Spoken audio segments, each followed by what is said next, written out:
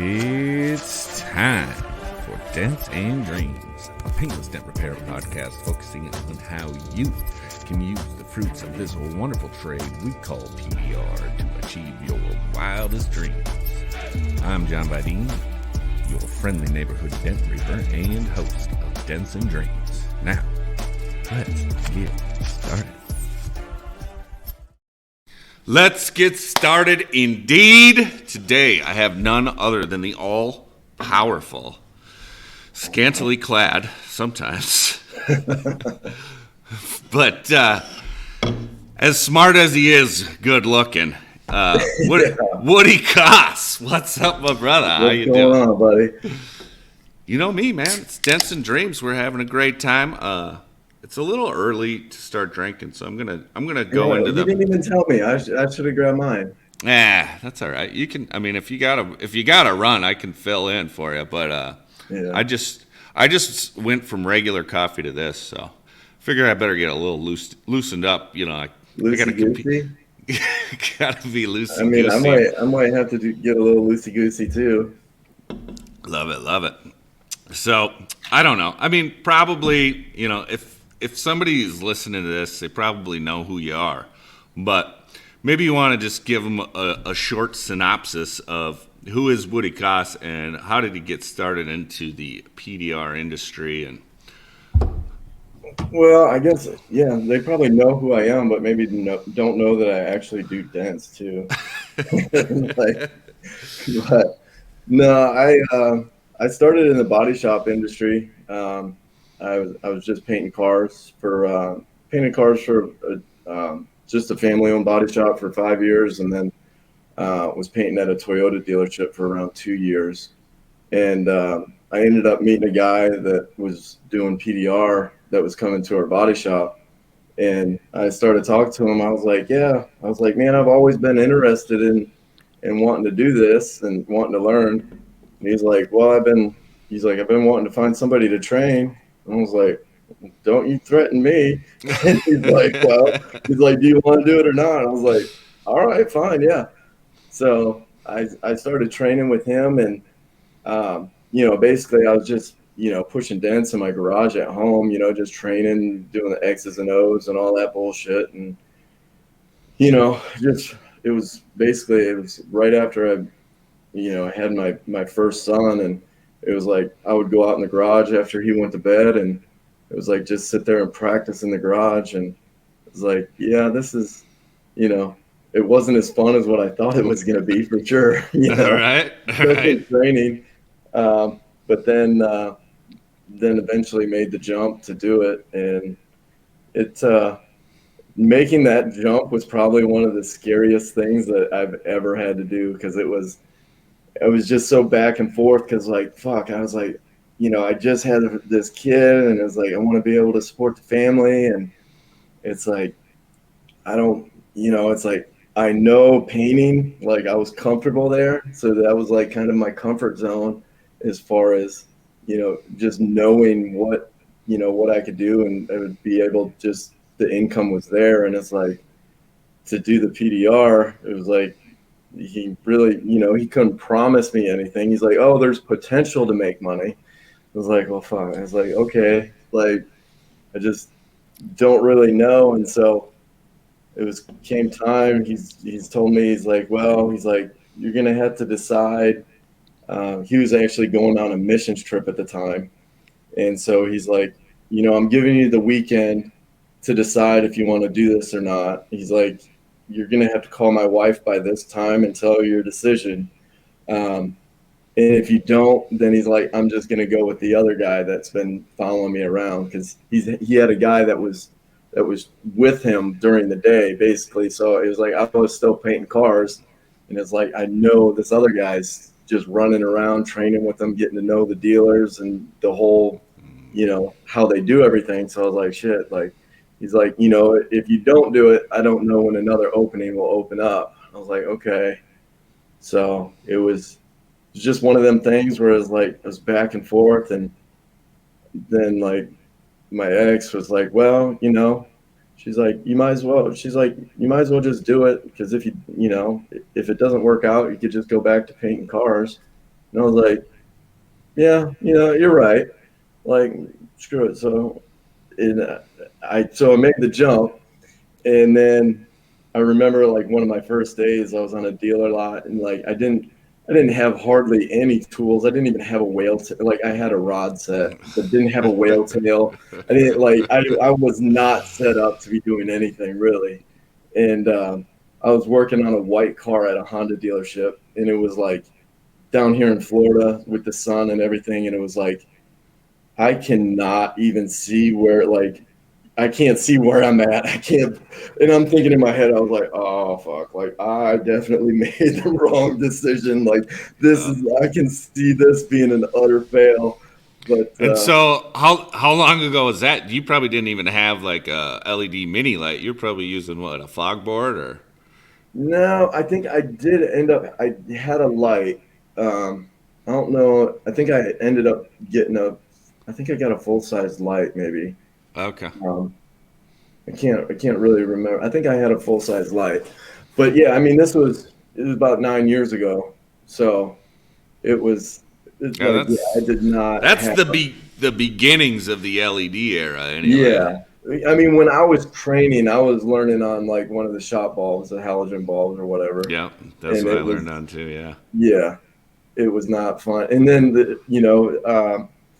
the guy that was training me, it was funny because he would constantly have somebody else training too, because I think he kind of liked the competition factor. So it was like, well, if you don't, he would purposely put us on, like have us in the same garage and working on a hood at the same time to see who did something better or faster.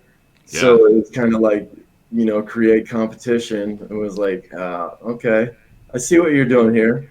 That's smart. So, That's smart. I have one trainee, Zach, who you'll meet next weekend. But I should maybe get him some competition. That might be oh, a it'll good thing. motivate you for sure. It's like you see somebody else, especially if they're doing something better than you. But luckily, I didn't really have that problem because obviously he went with me. So I think he was just trying to find every other option instead of me. Because that's what I think it was really down to. Because it was like, yeah, like, I don't really think I like this guy, so I'm just going to keep trying to find other people. So, but no, it ended up working out. But I worked with him for about a year and a half up in Tallahassee. It was Jeremy Smith up in Tallahassee, and then I ended up moving back down to Fort Myers. Um, and that's when I just started up my own deal. But just moving, it wasn't moving and already doing dents. It wasn't a scary jump. Like from making the jump from painting to actually doing PDR was far worse than it's like, oh, I'm gonna move. I've already lived in Fort Myers once, so it's like I've been there. I work for a body shop there. I know people. Like I can push dents, so it's gonna be easy to find. I'll find work. I'm not worried about that. That wasn't the thing I was worried about. But I mean, you still have to you bust your ass. I was doing shit that I didn't really want to do. Going to rock lots and doing like just doing anything that I could, just trying to get my name out there. And I mean, Yeah. it takes a little bit of time. Obviously, it's not it doesn't shit don't come easy. And Oh, definitely. Well, anything worth having is something you're going to have to work for. I mean, yeah, and that's the one thing. Like, if something's just handed to you, then you don't really appreciate it as much.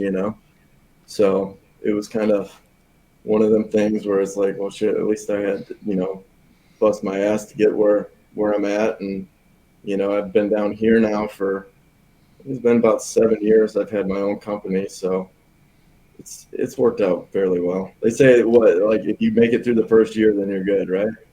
So, yeah, well, I don't know. I mean, I hear all these stats, 95% of small businesses fail within the first 5 years. Well, I'll go the first year or even first 5 years. I'm good either way. Either way, you made it. Yeah, Yeah. I'm still with my local dent company. Yeah, still not at the 5-year mark. So yeah, I mean, if you get through and you got, as far as I look at it, like a lot of guys put all their eggs in one basket with a dealer, and I just don't think that's really the way to go, because we were talking about the management switches so often. It's like as soon as they make the switch, they always have another dent guy that, I used him before and we're buddies, and if they give you a chance, you just basically gotta sit there and prove yourself all over again.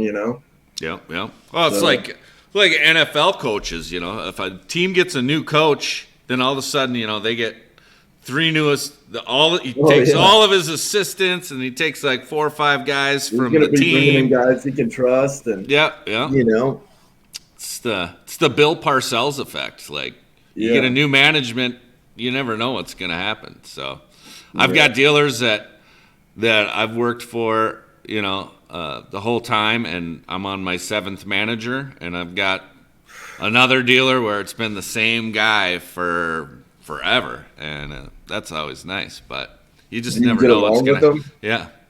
Oh yeah.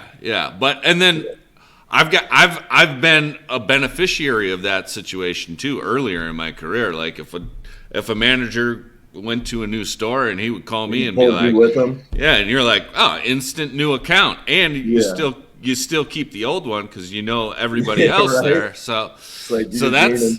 Yeah, so you can win in that scenario too, but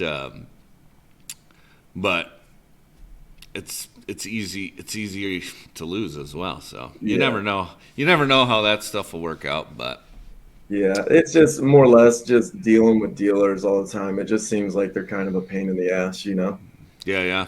So you mainly stay at home in Fort Myers, but I know you do some hail chasing too. Yeah, I'll do. I'm kind of more or less hybrid tech, because down here in Florida, we have basically seasons in the winter.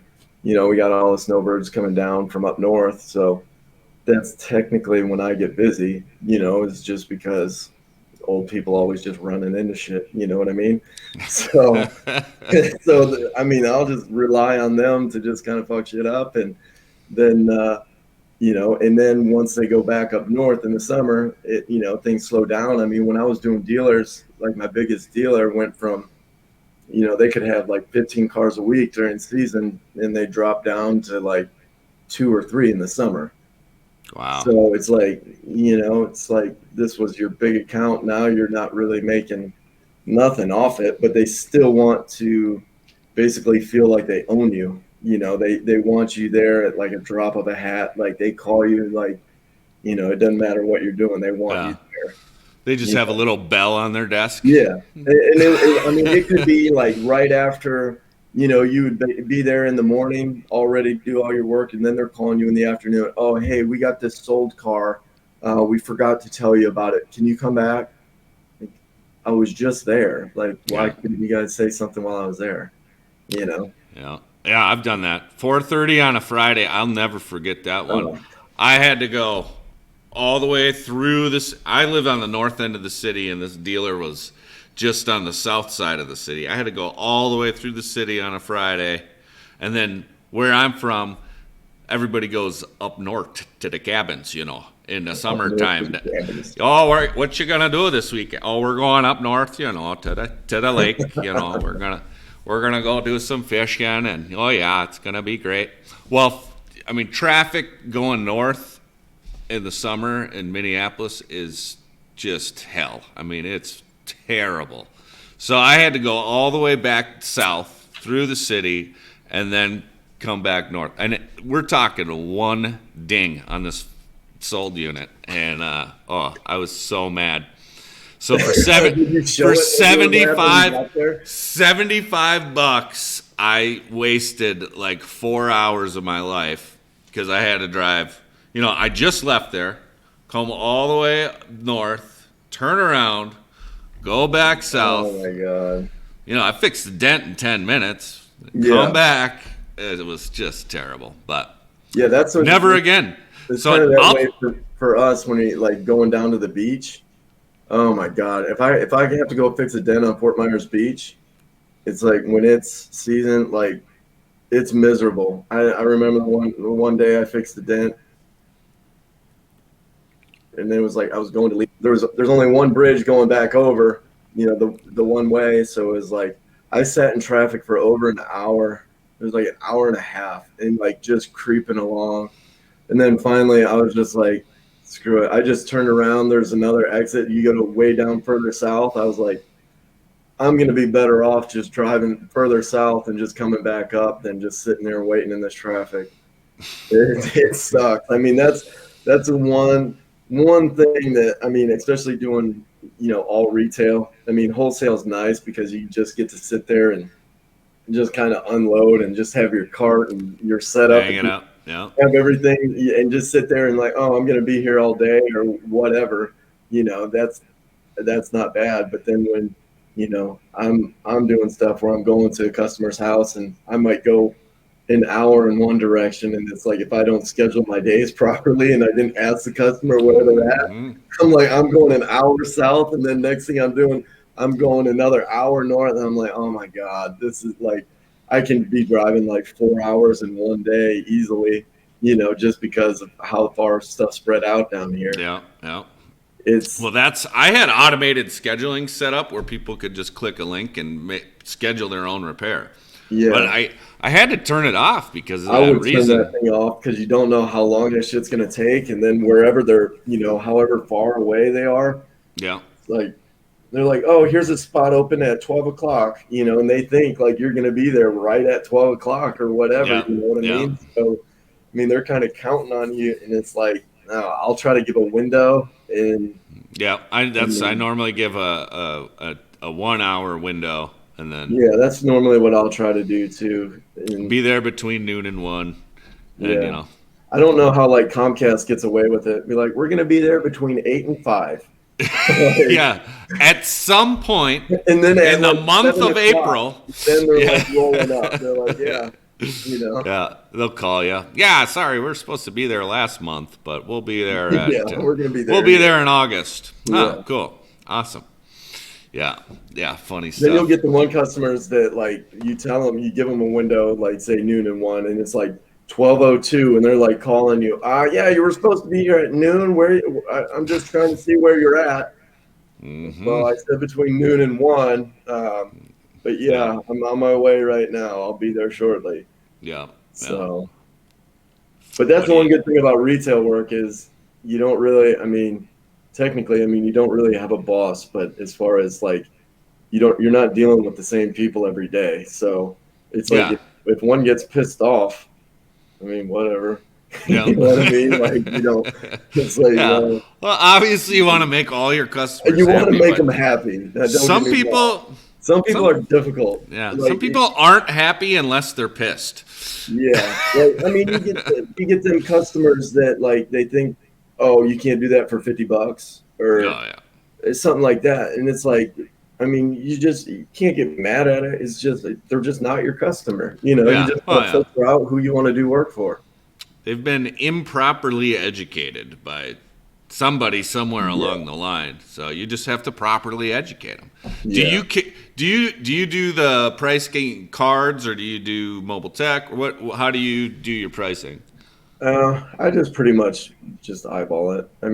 I do kind of, go off mobile tech a little bit, as far as trying to get the retail structure. On some things, it's like, if I look at something and it's like, okay, well, I know that's really not going to be like really bad, and like, I don't want to shoot like an extreme high number at them because I still want to get the job. It's like, yeah, okay. Like, let me grab this. So this thing, dude, I'm telling you, this has kicked a ton of the blowback away from when I price something out. Mm-hmm. You put this, it's got the inches on the edge here. Yeah, I've had them before.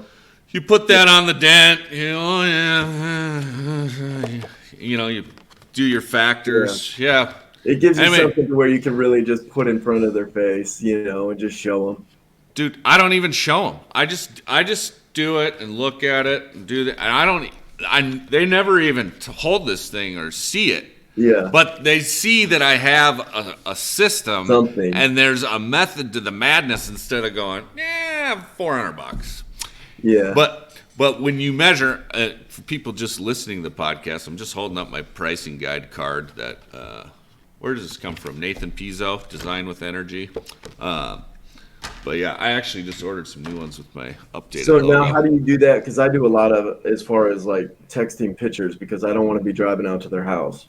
Yeah. So on a picture, I've got in my iPhone, I've got the text replacement set up. Mm-hmm. So my text replacement for a picture quote is RER, and it's, well, I can read it to you here.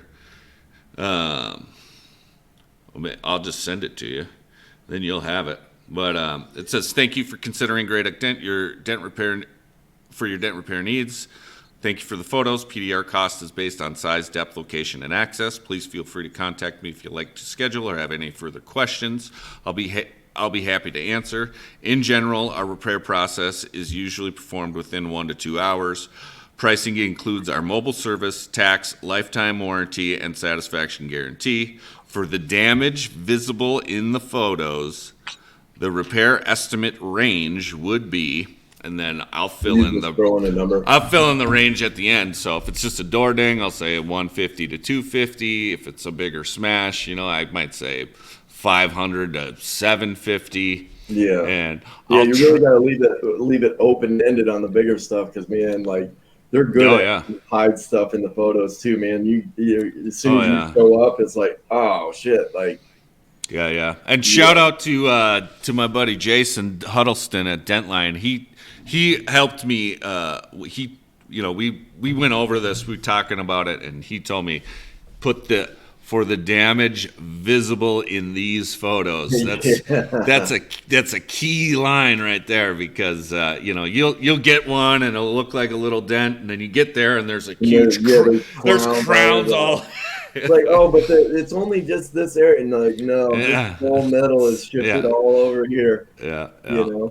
Or like when you get there and after you've already quoted them a price, then they're like, oh yeah, well I was gonna ask you too. I got this other one here. They like think you're just gonna throw it in for free for them. Yeah.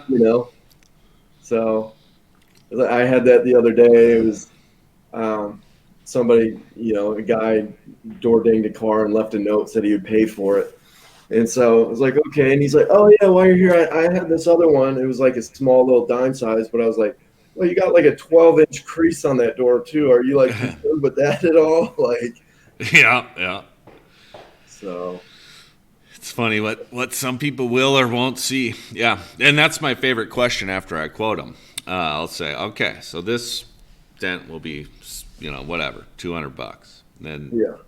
Then you say, if I see any other dents, do you want to know about them, or do you want me just because once I show you, you will not unsee that dent. Yeah, and that's kind of like a touchy subject too, because it's like, you don't want to feel like you're kind of nitpicking the customer's car, because to them they're like, oh man, this is the only damage I got on it, and it's like, well, no, not really. Like, I've seen like 6 other dents, but if you want to believe that, then it's cool. Like, that's all you see. Yeah. So. But I always frame it that way, and most of the time people are like, well, what do you mean? Do you see any other dents? And I'm like, well, I didn't really look. If you want me to really look, I'll look. Around it, I will. And they're like, if the customer's not there when I first get there, like sometimes the customer will just leave the keys for me and whatever. So like for me, like I don't want like, oh yeah, oh by the way, I've seen this dent, this dent, this dent. Okay, so then if they didn't see it before, they'll be like, oh, would you put it there? Like right. They're not there. Like that's really dicey. So like, I'll we'll go over and look over the car, and I'll point stuff out while they're there at first. Mm-hmm. But if it comes down to like the end of the repair, and I've already been out there, and then I notice something, I'm not like I'm kind of sketchy about trying to point it out, because then it's like, they don't trust you or what, because Yeah. it's not like a dealership where like you've built this relationship with them over Right. a certain amount of time. It's like it's the first time you're ever meeting someone, and who knows what, they just don't trust you. Yeah. Oh, yeah. So Well, you can't expect him to necessarily. And I mean, no, and it goes the other way too. Like I've seen, I've seen other dents and been like, "Ooh, that lower body line. I don't want nothing to do with that thing. yeah, I'm not bringing that one up at all." yeah. Well, it's no different than dent guys going to dealerships too, and then they take advantage of it, just doing ghost tents, Oh, ghost sale, yep, you know. yep, yep. Well, you hear those stories all the time, and I don't know how you would sleep at night. There's plenty of dents to fix. Yeah, I mean, it's not worth it. It's like if you end up getting caught doing that, Oh, oof, yeah, that's not. yeah. I don't know. Yeah, I won't be able to look myself in the mirror. I mean, it's hard enough as it is. So, jeez Louise. But yeah, so that's interesting. So you're doing mostly retail in the winter, and then you have kind of Yeah, like hail out. hails. Last year I went out to Michigan for a couple months, and then went out to North Dakota with Cliff for a couple weeks out there. So it's not something that like necessarily I just have to do all the time, because I do like, even when I'm gone doing hail work, like I'll have retail customers call me, Yep. and then at least most of them, they'll just be like, okay, well, just tell me when you're back in town, and we'll just schedule then. So I mean, that's cool that they'll wait for you. But yeah, it's not necessarily as far as just have to go on any hailstorm, because some of them Yeah. are better than others. I'd Oh, much rather pick and choose which ones I attend. yeah. So Definitely. Definitely. Well, yeah, and it helps if you know who you're working for and all that stuff that's too. the one thing too. Like I really try to stick with people that I know, because man, I've heard so many stories, and it just kind of, I'd hate to be out there and end up getting ripped off, and Oh yeah. you know because I mean, You hear the stories, and yeah, you don't want to be telling that story. yeah. Yeah, you did. I'll listen and learn, but I don't want to be on the receiving end of that story. Yeah, definitely not. So Definitely not. yeah, that's not a good look there. No doubt. So So, yeah, that's dope. So you got the retail, you got the hail trail, and yeah, then you got the tips. yeah, I do Well, the tool how stuff did too. how did the dead dents? How did this all get started? Was it this tip that started it all, or what? You tell me how that Uh, all came to be. What was the first one? well, actually, it all kind of started when I was working with Jeremy in Tallahassee. And I mean, we didn't really have nothing to do during the day. So like if we were fixing dents, we would just sit there and just bounce ideas off each other, as far as like something that we could come up with for a tool or whatever. And so that's what kind of got me thinking about stuff. And I mean, we've kind of like experimented with different stuff like lights, and just trying to make our, like, kind of like a lot of stuff like the newer guys try to do, as far as like, I'd rather build it than buy it type deal. So that's kind of where it got started, as far as my interest in it.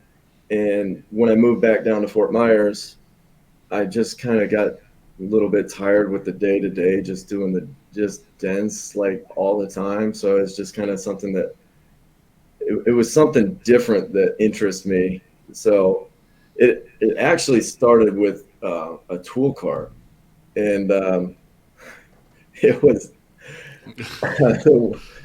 the one MTE where my tool cart resembled Drew's tool cart.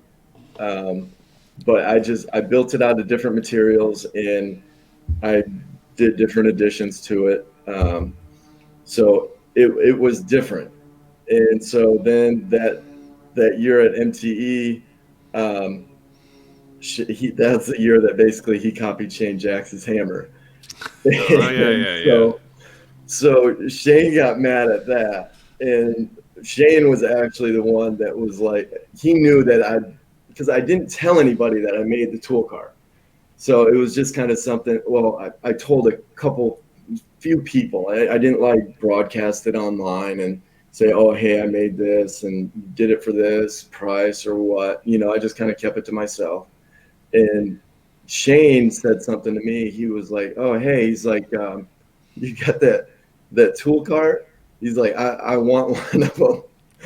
So I was like, okay. I was like, well, I got this other material I was wanting to try too. So um, that's actually what kind of started it. Was Shane was wanting that tool cart. So I was like, all right, cool, I'll build it. And then we just kind of got into doing some different stuff. And actually, I think I came out with I had the tool cart, and then I think it went to the light collar design that I had. And then after that, it went to like the bullet knockdowns and tips and stuff like that. Um, so yeah, that was, it's kind of fun, but man, it's a lot of that stuff. Like you don't realize how much work actually goes in time invested into doing stuff. Oh yeah. It's, I I mean, can't imagine doing a cart. Like it holy, wasn't, that yeah. there's I so mean, many as far as moving parts the and tool carts go, like, I mean, by the time they were done, I mean, the size it was to ship them and everything, it was like, I wasn't making like hardly shit on the cart. Like, it would take a lot of my time to just make sure like I had everything just right. And, the aluminum was polished and all the wiring, because I had like the USBs and like cigarette lighter and all that shit. And it was like, I was only profiting like $150 on a cart. yeah. And it was like, this is kind of like miserable. Like I could just do Dent for like 10 minutes and make the That's amount like $1 an hour. but then it's like, why? I was like, why am I? And it was one of them things where it was kind of like, well, I just try to do it to kind of get my name out there a little bit more. So it was kind of like I was kind of putting up with it for at that time just to kind of get my name out there more, you know. And then, then eventually, like I'm like, yeah, I'm not doing these carts anymore. Like it's too much of a pain in the ass. Yeah, So I can't imagine doing a cart. I mean, no, I can imagine it, and I've thought of a lot of them, and then I was like, no, yeah. there's too much involved. It's so much work. And Yeah. Tips speaking are of, easier, and I mean, like you yeah, got the carbon this, rod and stuff like that. Like that's, you know, as far as, especially as far as like a working dent guy, like, man, because people got to realize like that's not your first job, really. You know what I mean? Like you're still a dent guy and you're still pushing dents like during the day and dealing oh with yeah, customers, and then try dealing with dent guys too. It's a fun time. yeah. For me, most of the time, I mean, I talk to, you know how it is. Everybody has a question about this, that, or the other, and they call you. And Yeah. I genuinely do like talking to most of the dent guys I talk to. Genuinely do kind of like most of them. Most of You them, always get most that of them. one that Every once in a while, but yeah, most dent guys are really cool, and yeah, they are. you get a You lot of know, good ideas and a lot of good feedback, and you just end up learning a lot from each other. But yeah, it's a grind, and for sure. And there'll be days, my wife will come back out in the garage here and be like, "Do you live in the garage or do you live in the house? What are we doing?" And it's like, yeah, all right, I gotta take a time out. I got to wrap this up here. Yeah, yeah. You So know, balance is hard. Balance is hard for sure. yeah. Especially, I mean, like you got a bunch of new stuff that you're coming out with too, and it's. I mean, there's a lot of stuff that goes into bringing something to market. It's not just Yeah. you know, Oh yeah.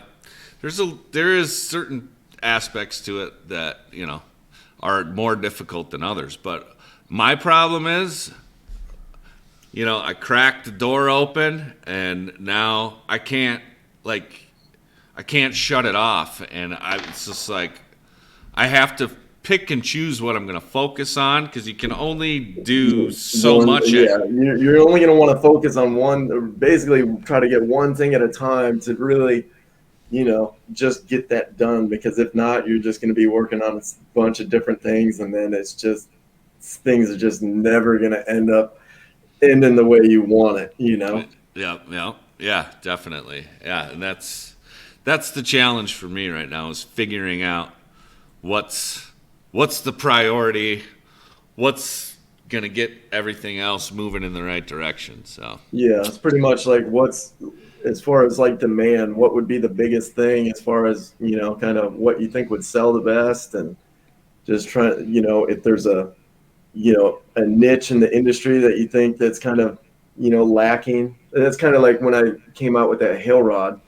I mean, as far as, the carbon tech, it's great. I'll use it on, bigger SUVs or what. But a lot of the cars and stuff like that, like for me, it's just a little bit too bulky.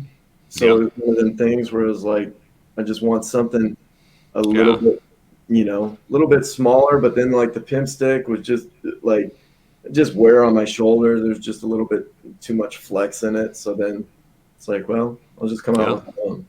Well, yeah. So, I mean, in my mind, the best products that come out because a guy can't find what he wants.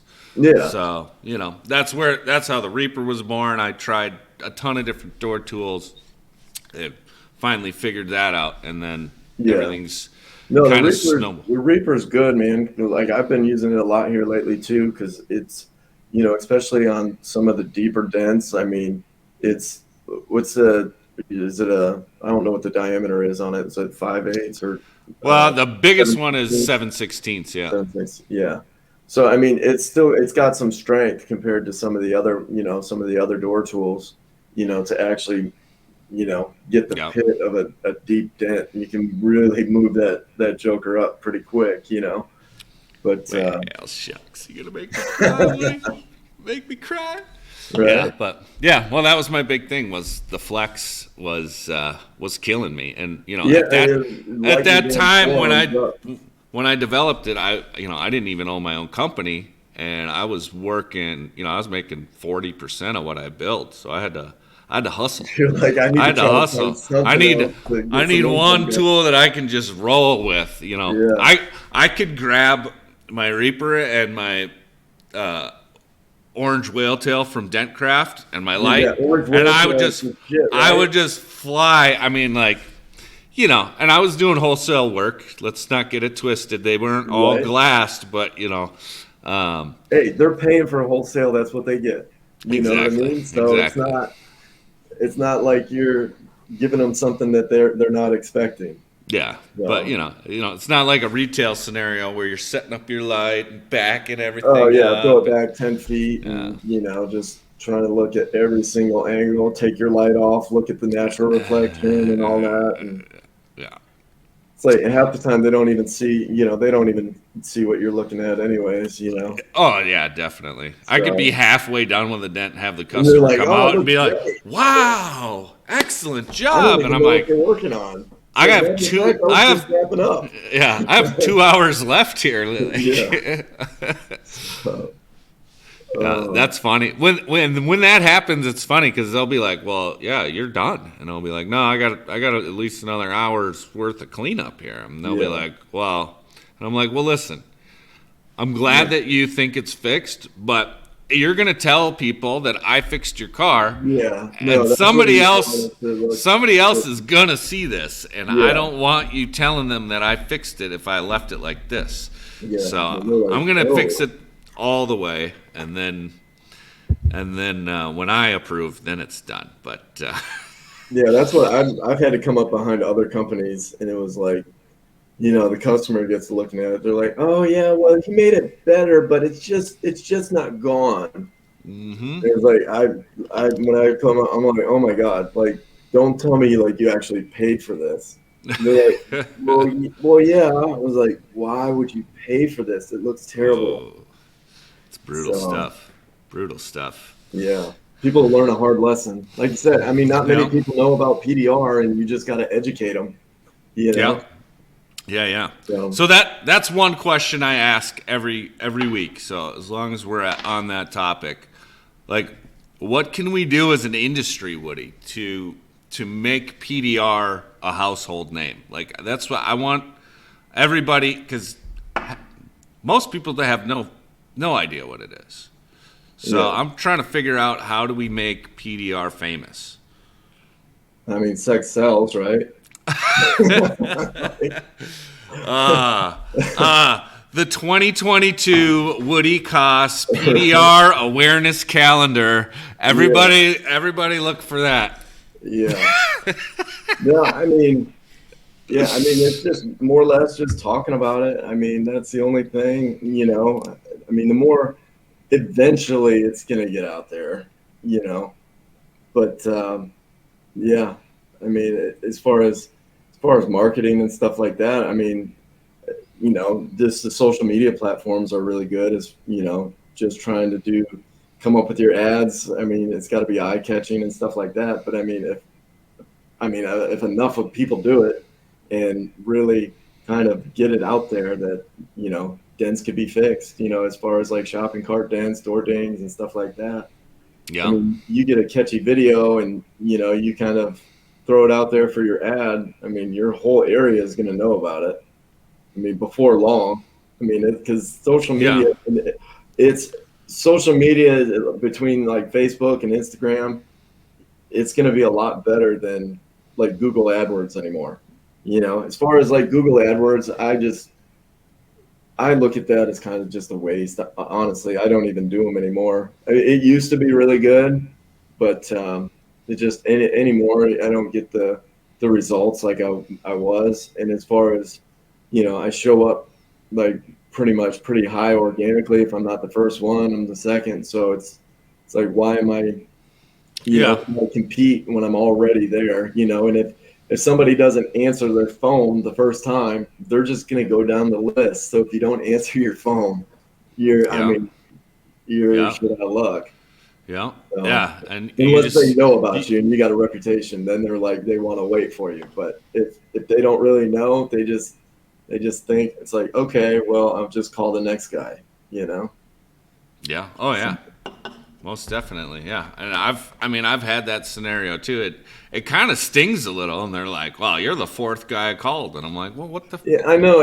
Honestly, What? I get a little salty about that, you know, when somebody calls me, and then if they say like, okay, well, you know, I'm just kind of price shopping right now, so I'll give you a call back, and it's like, well, motherfucker, if they call me back, that means like I'm gonna be the cheapest price or whatever. I'm like, no, now I don't want to do it. You know what I mean? I tell them straight up. I'll say, "Oh, if you're price shopping, I'm going to tell you right now, I'm definitely not going to be the cheapest. If you want it done right, though, I'm your guy." And I'll just leave it like that, and they'll be like, "Okay, I'll call you back." Like, most people are just going after. Yeah, I actually had a guy call me, and it was on a crease on a door or something, and he called me, sent me pictures. He's like, yeah, you know, what would you charge for something like that? And I was just looking at it. I was like, well, you're probably around $350. He's like, oh wow. I was like, what? He's like, well, that's, you know, you're a lot higher than the other guy. And I was like, well, what was he at? He's like, well, he told me $75. And I said, well, I mean, what were you expecting? Were you expecting a cheaper price? Because if not, why didn't you just go with him for $75? And he was like, well, honestly, no. He's like, I kind of thought that was kind of cheap. He's like, so when can you do it? Like, I'm like, okay, like, Hey, that worked. Yeah, well, So, I mean, yeah, it's like with anything. You get what you pay for, and, you know, somebody who knows their value and knows their worth is going to charge appropriately. And if you were lowballing what should be a $400 repair down to $75, I would be concerned as well. It's just like that's why I don't buy, you know, name it. That's why I don't buy the cheapest TV. It's why I don't buy the cheapest shoes. Like, I want quality. I want quality stuff when I need it. I'm not. Yeah, you want your shit to work. Exactly. There's nothing worse than something breaking down on you when you need it the most. So yeah, and if you paid $75 for a $400 no, that's repair, you're it's gonna gonna get. cost you more in the end because that thing look like hell, and then your real shop's gonna charge you a whole hell of a lot more than $75 to fix it. Absolutely, absolutely. Or if anything, they'll just call me back and say, "Oh, he's already got most of it out. How much, how much just to finish it off?" Like, no, it don't work like that. Like, no, he's already fucked it up something serious. So now it's more. It's gonna be more money. Now it's double. Yeah, you just went from 400 to 800. Yeah, right, real quick. First, I got to fix what he did, and then I got to fix the actual dent. Yeah. Yeah. Or the customers that like as soon as you walk up and you see it and you're like, okay, so who tried to fix this? They're like, oh no, like we didn't have another. Like, I'm not stupid. I can see like there's clearly push marks, and then they'll be like, oh well, I try to get do it like and then I just stop. I'm like, well, yeah, it's a good thing like you really fucked this little dime-sized dent up already, so it's a good thing you stopped. So yeah, I love too the people that buy the little Popsodent. The Popsodent deal that you system like Harbor Freight sells. It looks just lumpy and I'm like, come on, man. Yeah. You really think you're gonna $30? I'm like, I got a job. Or like when they're sending you their pictures, like how much to fix this, and then you'll see the kit right down in the corner. I've never seen that one, but I'll get stuff like that. Or awesome. You got their suction cup or whatever right next to it. It's like they just got totally frustrated with it. Yeah, it's like the other day I had a guy that I was fixing a dent at a customer's business, and he had somebody one of the other businesses stopped, and it's like, oh, he's fixing a dent. Can you come look at mine? And it was like a Honda Civic or something, and it was creased right in the body line on the fender. And then it had like two big dents like right in front of it. And I was like, what happened here? And he's like, oh, well, that I kind of was just trying to pop it out with my fist, so I was kind of just hit it. And like, it's not going to pop out like that, man. Like you thought he was Fonzie? Yeah. Hey. No, that doesn't work like that. That thing's in there. So now you got a little bit more work. So that's awesome. Super awesome. I'd be remiss. I mean, we've made it this far, and I don't know how we didn't. The whole reason we got together today was to talk about the PushMetal Workshop at Crystal Ellison's shop here on March 19th through the 21st. I'm excited for this thing, man. And I'm excited too. I'm just the only thing that I'm really not excited for is the cold weather. Oh, come on. Don't be a baby. It's cold. My sister told me it was 32 there yesterday. So I'm not. Oh, geez. 32. I'm wearing a tank top and flip flops. Yeah, we're turning up the old Will Smith summer time there, Some Nelly getting hot in here. Yeah, no, it'll be fine. And yeah, I hope she has heat in her shop. That's all I'm hoping. Oh, dude, you've seen the pictures? Her shop is beautiful. Shop, yeah. I went up there. I worked for a couple months last year, so I mean, I've been in her original shop, but then I guess they got the shop. Was it right next door or the one over or something? To kind of add on to it. So that's pretty cool. Yeah, super cool. Yeah, she's growing by leaps and bounds. So I mean, honestly, last year, and I will say Crystal is very organized. I mean, you see the things that is doing as far as the workshop and everything. She's got everything's planned out. She's got time slots for everything, which is good, because I mean, it's not just a kind of a free for all. I mean, is she gonna keep me and you on schedule? She's gonna. Yeah, I mean, she definitely will try. But I'll tell you this: like last year when Crystal had her hailstorm, it's bad enough when somebody has a hailstorm. I mean, me or you know how stressful that is, right? I mean, I haven't had one here yet. I know. I mean, Minneapolis has gotten hit, so Oh I yeah. know you've dealt with it. But as far as like me, I know, and I mean, I've ran some stuff, so I know how much work goes into it. But I just haven't done it at home. So, but for her to handle as good as she did, because basically it was during the whole pandemic, the state was shut down. Technically, we weren't even supposed to be working.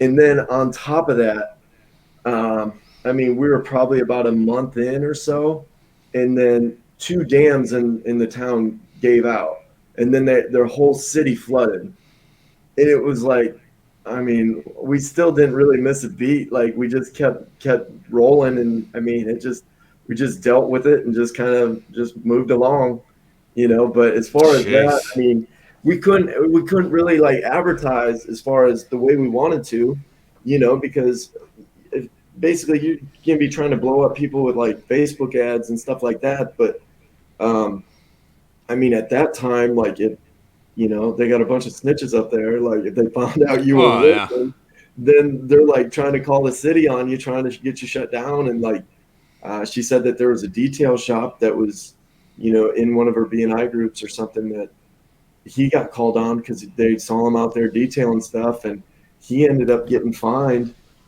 some ridiculous amount just because he was trying to detail cars.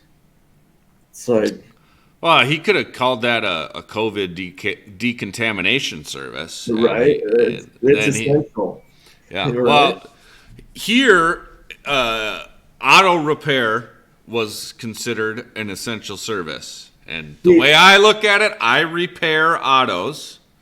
Yeah, and see, that's what it was kind of. It was the same way up there that auto repair was, but as far as if you really kind of dug into it, it was more of we're kind of classified as more as cosmetic. Yeah. That wasn't as far as essential. Hey, So I I mean, say it's auto repair. yeah. No, I'm Put just rolling with that. put your shovel down. We're not digging into it. Yeah, exactly. And then if you get caught, you play dumb. That's what you do. Like, oh, I don't know. I'm repairing autos. What more do Yeah, you want from me? yeah. I'm essential. You guys Yeah. told me I was. Yeah. So, but no, Absolutely. she's definitely she's got, you know, she's on top of everything as far as, you know, keeping everything organized and just, you know, all that shit. That's what Crystal's really good at. So I'm really Yeah. kind of excited to see as far as how the workshop's going to go. And I mean, even down at the one thing in Minnesota, I mean, you've seen how she kind of jumped in and was kind of helping out and stuff like that too. Or not in Minnesota, in Indiana. Mitchell, yeah, Yeah, at yeah, the yeah. real world Yeah. real world workshop. Yeah, Yeah, yeah. I've she been. jumped in and- She impressed the hell out of me there, and I was like, I didn't really know her before then. I maybe bought a couple hats or shirts from Yeah. for PushMetal, and you know, talked to her at MTE a couple of times. But And I was the same way. I didn't really know Crystal all that much. You know, I've talked to her at MTE, but then there, like, I really got to know her a little bit more, you know, and Yeah. that pretty much led into me going up there and working for her in Michigan. yeah, You know? yeah. No, she's smart as a whip, got her shit together real well, and she knows what she's doing. She knows what she's talking about, and you know, she's in a relatively smaller market, Small market, yeah. and she's got a real nice facility up there, and she's got you know, her marketing's on point, and she knows what she's doing, and you know, I feel honored to be a part of it, and I know I'm gonna learn a ton from it. So Yeah, no, I'm excited to kind of see what everybody's. I mean, I know we got, you know, Cliff's coming, which, you know, I teach Cliff stuff all the time. No. really, how do you get him to grasp anything? No, Cliff. Cliff, I'm Cliff's going a to good tell guy, you, too. Cliff, I've seen him in action training at different No, seminars. Cliff, when it comes to seminars, Cliff, he's got that shit down. I mean, he's been doing that with Stanliner as far as demonstrating everything. Cliff is really good at explaining. Honestly, it blows my mind that he's like a 3-year tech or something. He's relatively new into pushing dents, but I mean, Yeah. honestly, Cliff, He like, was a body tech for what, 10, 12 years oh, before I think that. it was probably longer than that. I mean, it's Okay. a while, yeah. I mean, Cliff's like what, 65, so I think he was in bodywork for 40 years. So Makes makes sense. Yeah. Yeah. yeah, he's a 40-year body man that just transferred over into doing PDR. So that's Cliff. Oh, But I'm gonna have to block him on Facebook and so he doesn't see YouTube it. so he can't watch this. Yeah. Any other dirt we want to? Yeah. No, but Cliff, hey, one thing about Cliff is he eats, sleeps, and breathes dents. Oh, He legit, like, he can just talk about dents, oh yeah, as we do it long as all he the time. can. I was having a beer out in the garage talking with him the other night here, and he's like, "Hey, have you ever tried this tip or whatever?" And I'm like, "Not really." And he's, all of a sudden you hear clang, clang, clang, and he's like, I kind of like it here, but I don't like it for that. And I'm Yeah. like, "Are you working? It's Saturday night at 9 o'clock." Well, he And gets everything out of his nah, job. I'm just kind of playing around to see if this will work or that'll work. And I'm like, man, Yeah. I don't know But if I got what to makes step a up my great tech, game. though. Oh yeah. Because when I first started, it was like I just had Garrett Garcia down here I think it was last week doing some training, but I was telling him, like, as far as when I first started out, when I'd go fix a dent, when I was done with the dent, if wasn't 100% happy with something, I would rack my brain and just kind of go through the steps that I went through. It was like, okay, so what other type of tool could I have used to make that cleaner or make it faster or just whatever to get a better end result, just even for like speed or whatever, Hmm. and I mean, I think that's what truly helps, because if you just kind of go through the motions and you just think of it as like just another job, you just push a dent and then you're just whatever. I mean, you're never really going to get to that level that you're going to want to be at. Oh yeah. And the saying holds true. I mean, money follows passion. So Yeah, if you like what you're doing, if you love what you're doing, and put everything into it, you're gonna end up being successful. And yeah. I mean, it it's shows with people. I mean, people definitely can see that. So, oh yeah, absolutely. Yeah, yeah, and yeah, anybody who knows Cliff knows he's obsessed with PDR, and it's a good thing. And yeah, as are you. Speaking of which, you just mentioned that you were training a guy, and I didn't even know this until a couple minutes before we started the podcast that you're doing training. So, yeah. how many guys have you trained, and how does that work? What's kind of your Well, format actually, there? I started offering it. It was last year sometime, but I mean, that's when the whole COVID thing started kind of breaking out, and then everybody started getting freaked the hell out. So honestly, Garrett was just my first guy that ended up coming down. And originally, what I was doing is it was more of like a ride along training. So it was, you know, I was trying to find that niche in the market where it's like, okay, like you got guys like Jim and John and Mike who are offering training, but it's just necessarily for new guys.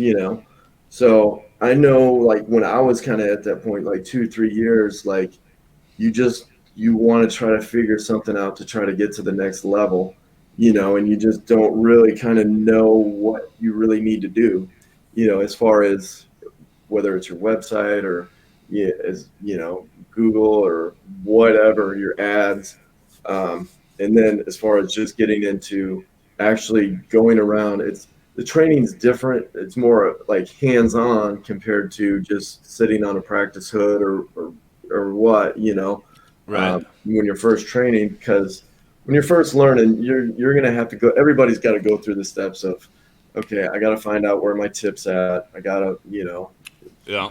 see, develop your touch as far as not pushing too hard and not cracking the paint and all that, and it's more or less monotonous, just kind of going through all that. And I mean, yeah, like you can hang over somebody's shoulder and kind of do that whole deal, or I just more or less think it was kind of something that wasn't offered to be just ride along and see, dealing with customers, dealing, seeing actual dents, and as far as working on dents in customers' garages or driveways. And man, when I had Garrett down here, we had one customer that they had 4 cars, and I don't normally get that to where they have like, I mean, maybe one or two, like, oh, hey, my wife's got one on her car too. Like, but this was like, it was a different, it was a business. They had, work vehicles that they had. So they were just wanting some stuff cleaned up. But man, it was like, honestly, I'm kind of a diva when it comes to stuff, because being out in Florida in the sun, like, if something's bad, like, I more or less want to be inside. I want to be in a garage and just out of the sun. And this was one of the ones that, man, it wasn't a fun one.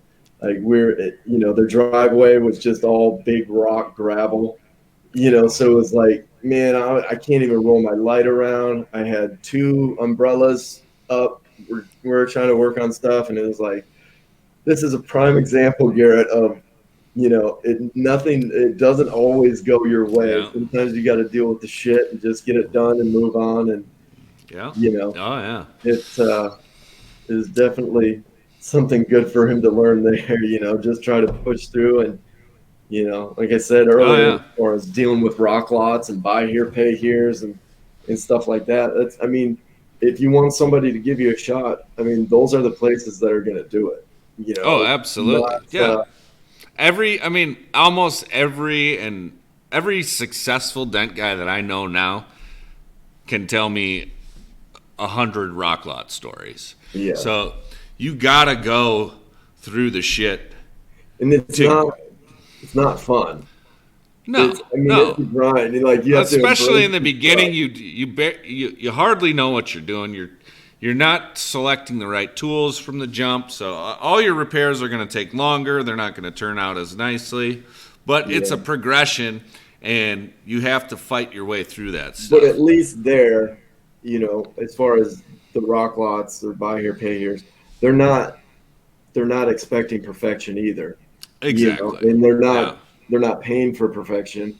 So at least it's more or less you get to experiment on, because they're gonna have bigger damage. I Yeah. promise Yeah. you, you're gonna have some good damage.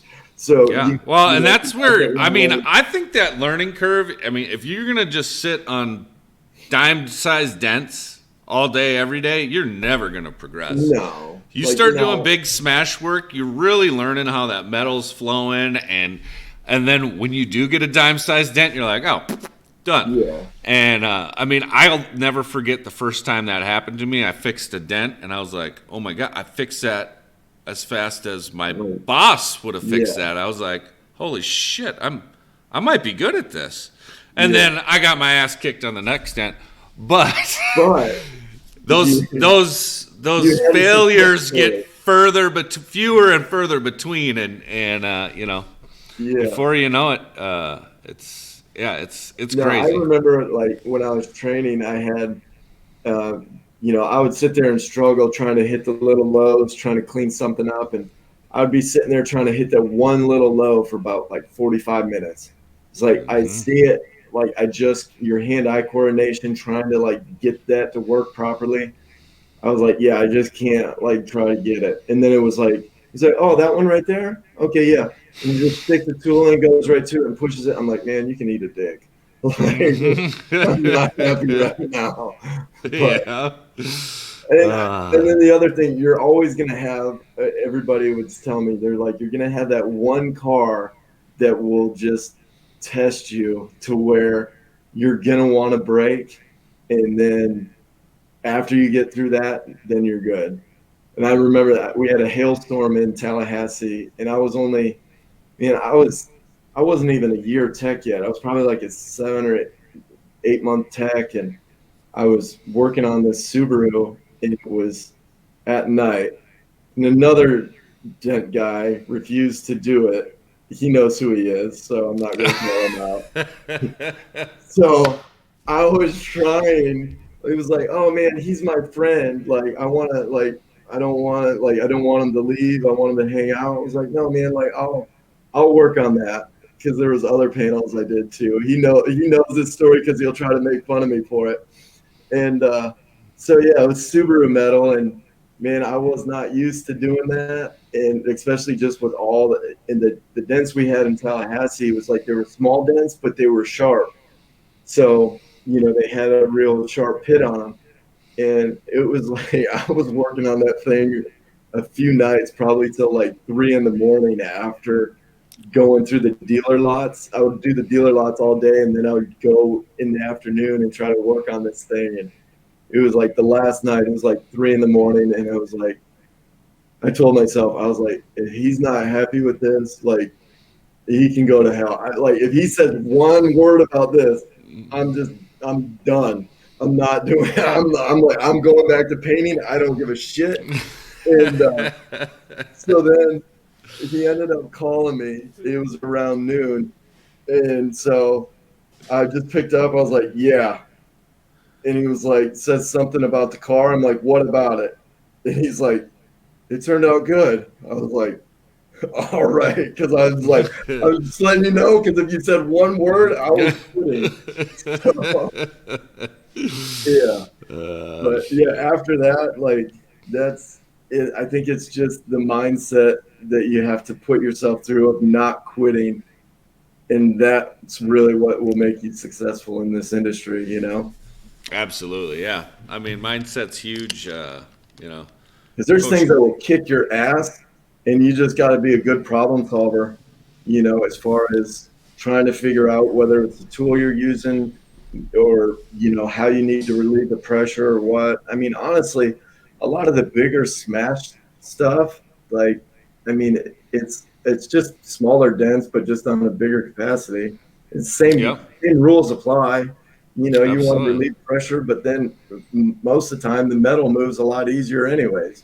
Yeah, so definitely. It looks way more impressive to fix something, big and crushed in, but realistically it's the same principles apply, and just, I think a lot of guys will kind of start to get scared, and, they just are kind of afraid to attempt it. But I mean, that's the only way you're going to, succeed in anything. You just got to just jump in there and just try it. I mean, you're going to fuck shit up and just roll with it, Yeah, absolutely. I mean, buddy, I can eat an entire pizza, but I can't fit it. I can't fit it all in my mouth at once. So you just got to break it down and take it piece by piece, and sooner or later, I do believe that thing will be gone. That in Key West at like 3 in the morning, didn't we? Out in front of the hotel, we were all just sitting outside. Yeah, absolutely. So absolutely. Like, oh no, I got a large or extra large. We all can eat, whatever. It was like, no, we're good. Yeah, you took that thing back to the hotel. I think you ate the whole damn thing. I mighta. I mean, especially after a long day of touring Key West. Yeah. Did you do anything in Key West as far as like go snorkeling?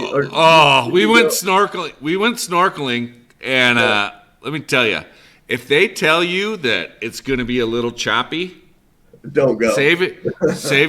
Save your time. Save your money. Oh my God, I almost yacked a couple of times. And, I got in the water, and the waves were so big, like, every time I put my face down, water would go into my snorkel. I drank so much seawater, I was just gross. I didn't see a single fucking fish, and I almost puked. It was...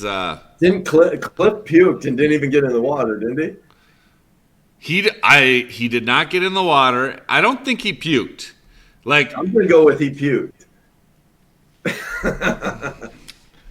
I can neither confirm nor deny that. Now, I was a little foggy headed that day. From But the night before. yeah, but several people did puke on the boat, and yeah, it was. I've been snorkeling That's one just other fish time. food form, though. I'm surprised you Yeah, didn't see anything. we're just chumming the water for sharks. Yeah. Yeah, but yeah. So yeah, if they say it's choppy, save your time, save your money. That's my advice there. Yeah. Yeah. So, geez Louise, Woody, we're over an hour here. I didn't even realize it. But guys, everybody, if you got questions on this PushMetal seminar, this is going to be the last week, I think, to get yourself in there. Call Crystal, call Woody, call myself, call Cliff, whoever. I think it's going to be a really valuable experience for anybody and everybody that's there. You're wearing an Anson shirt. They have that. Anson's got that giveaway that they're doing. Super nice giveaway. That alone is worth going. I mean, but you're going to learn a ton of stuff too. But that giveaway that Anson's got's legit. So. Super legit. Yeah. And I'm going to be doing a gift card to dentreaper.com. And I got a new Crystal making a new Dent Reaper hat for me. Oh, nice. So with the new logo. So everybody's going to get one of those. And there's all kinds of extra add-ons that are going on with this beyond just the education that we're all going to get. I mean, and I'm excited for that. So yeah, Crystal's definitely, she's got all that shit. She's organized, like one of the most organized people I know. Absolutely, she's got it down as far as everything's structured. Yeah. I mean, it's gonna be. And honestly, for the price, I mean, there's certain things that we can all do. One click here on your website or your GMB page or this or that or your Facebook will be worth the price to attend all in itself. And there's no way to find those things out until somebody who's done it before can look at it or see it. And I think anybody that goes is going to get more than their money. Oh, there's going to be there's the value, the cost definitely. Yeah, the cost by far. I'm paying to have my trainee go because I just decided that he's ready to spread his little gray duck wings and fly on his own. So he's going to start down this rock lot journey here as soon as we get back. Oh, that's fun. And because he's been tagging along with me, and he's getting pretty dang good at doing. How long has he been tagging along with you? Since August. Okay. So he helped a lot when it hailed here. He was helping me a lot with R&I, taking hoods and hatches off, and helping me drop headliners, things of that nature.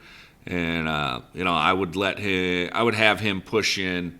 Especially on some of the wholesale stuff, he can push on the rough. So he's getting really good at pushing the easy dents, and now when if we go to a wholesale lot, he's getting really good at the simple stuff. The more complex damage is taking him a lot longer. But that's where he's gonna go from being able to fix that easy dent.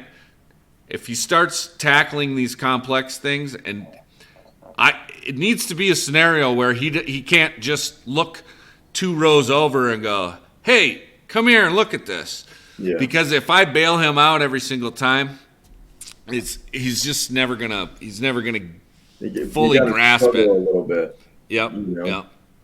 So, but he's gonna get there. He's gonna be a really good tech. And that's the one thing, like the newer guys too, is like you can't be really concerned with how long something takes you. Because, I mean, if somebody tells you that they haven't spent hours and hours on a dent, they're lying. When you're first starting out, I don't care if something takes you 8 hours. It's like, okay, did you fix it? Like, was it, because the time don't matter. You're gaining experience through working on it. You know, so don't look at the time and get frustrated that, okay, I worked on this for 8 hours and I only, you know, made this amount of money. But it's like you're gaining the experience to be able to apply that to another dent, you know? Yeah. Well, and so this is going to segue nicely into the quote of the day. And you're going to fail on some of these dents. And failing on some of these dents is, I mean, it's important almost. It's necessary.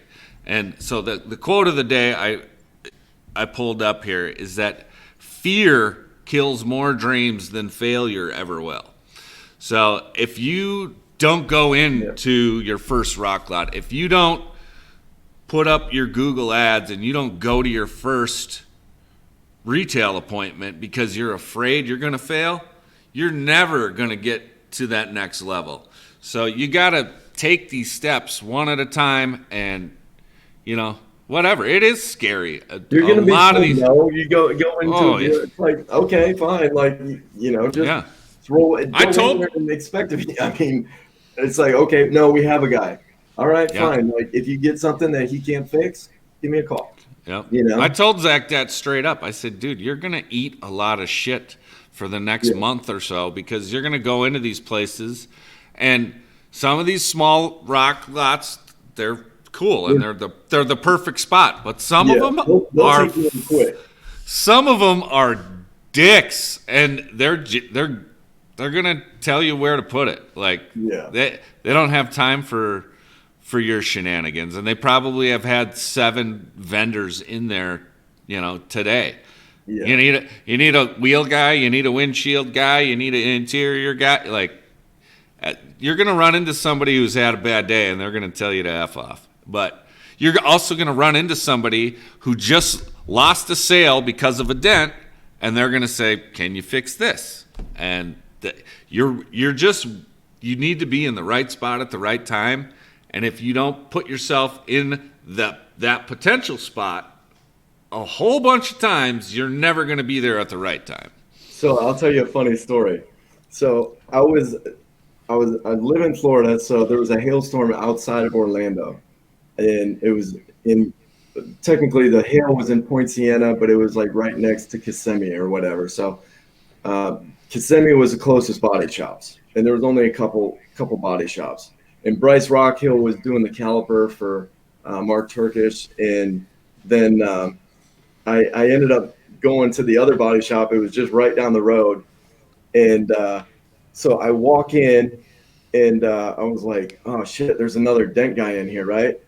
So I heard him. He's giving the speech, whatever, and so I was like, "Fuck!" Like at first, I just shut the door, and I was like, "Man," I'm like, I don't know what I should do. And then finally, I was like, all right, I'm going to go in, I'm going to sit down, and I'm going to see what he's saying to the guy, right? So I go in, I just sit down, and he's laying it on hard, like, "Oh, we can do all your guys' estimates, we can do this." And the manager, he didn't even get up from his desk. He was yelling across the room to the guy, and he was like, "I don't need you to do our fucking estimates. I do it myself. What do I need you for?"